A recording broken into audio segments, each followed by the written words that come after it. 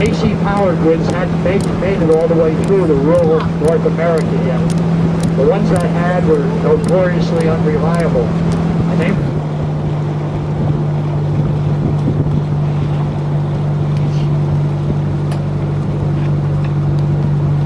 the radio when you're ready to enter the lock, and if it's not ready, they'll tell you it'll take 10 minutes or 15 minutes, but it's an on-demand thing. Because we're about to pass in the low wall here. And that forms an upper support for a dam. Then they use sheet steel. Be careful not to get your arms outside the boat. This time we're going to move around quite a bit more.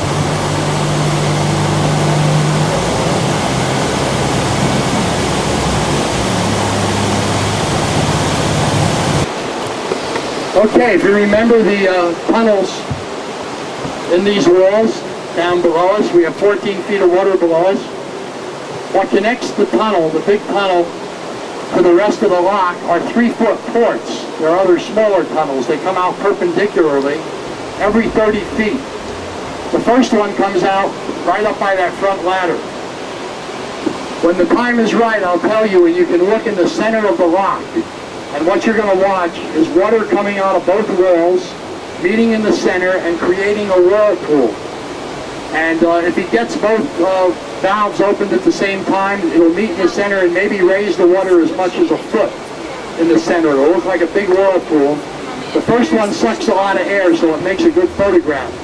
After that, you're going to see another whirlpool every 30 feet, marching behind us.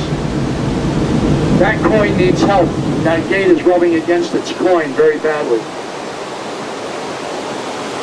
The first one's the only one that sucks air though, so the first one will be the best picture. Unfortunately, I see we have sunshine right there. Yeah. Get rid of tough photo. Get rid of I can give you a few seconds notice though, when it's going to happen. Nothing will happen until our lock operator walks 328 feet. Goes into that control station though. Here he comes down. Peter Higgins. Okay, Peter. We actually had a deer fall in here last year. They close these up 10 o'clock at night. They leave them full. They close the gates, leave them full. When they come in the morning, the water will be down about 6 feet.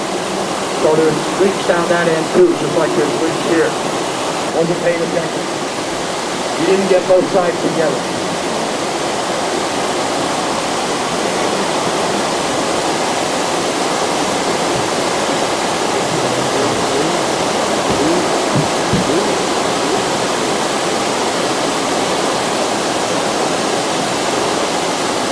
They lay him off on the side, he's glassy-eyed. There's a good ending to that story.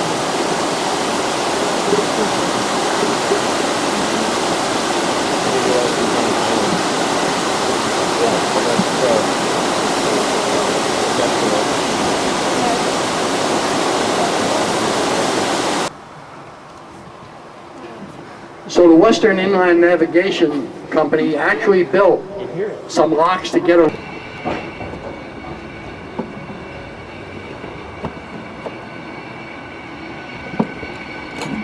Okay, Randy.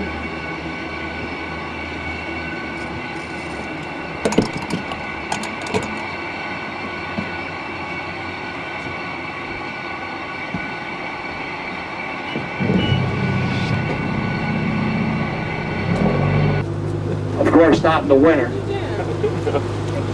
So that made it necessary to have all the aids to navigation lighted. Today we have absolutely no lit navigation aids on the canal. It's all reflective tape today. But back then they all had to be lighted.